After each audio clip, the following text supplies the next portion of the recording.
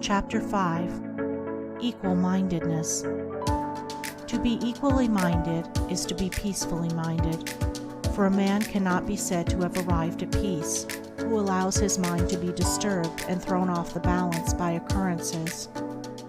The man of wisdom is dispassionate, and meets all things with the calmness of a mind in repose and free from prejudice. He is not a partisan, but having put away passion, and is always at peace with himself and the world, not taking sides nor defending himself, but sympathizing with all. The partisan is so convinced that his own opinion and his own side is right, and that all goes contrary to them is wrong, that he cannot think there is any good in the other opinion and the other side. He lives in a continual fever of attack and defense, and has no knowledge of the quiet peace of an equal mind. The equal-minded man watches himself in order to check and overcome even the appearance of passion and prejudice in his mind, and by so doing he develops sympathy for others, and comes to understand their position and particular state of mind. And as he comes to understand others, he perceives the folly of condemning them and opposing himself to them. Thus there grows up in his heart a divine charity which cannot be limited, but which is extended to all things that live and strive and suffer.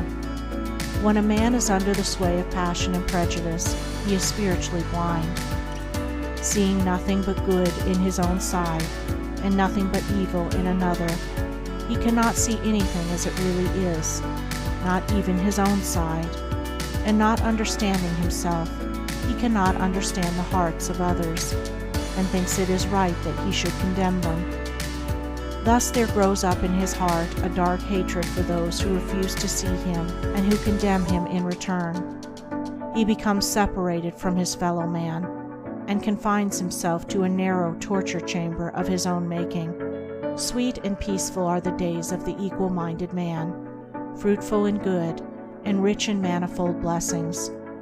Guided by wisdom, he avoids those pathways which lead down to hatred and sorrow and pain, and takes those which lead up to love and peace and bliss.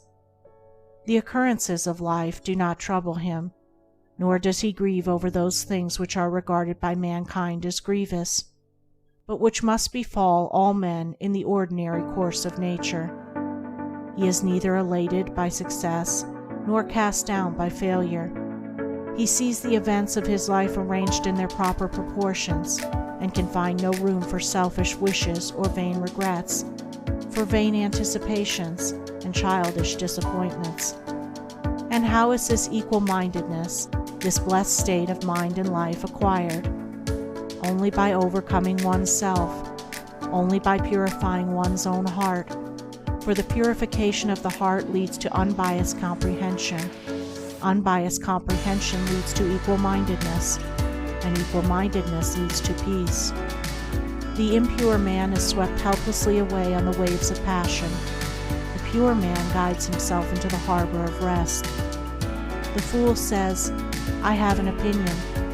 The wise man goes about his business. End of chapter 5.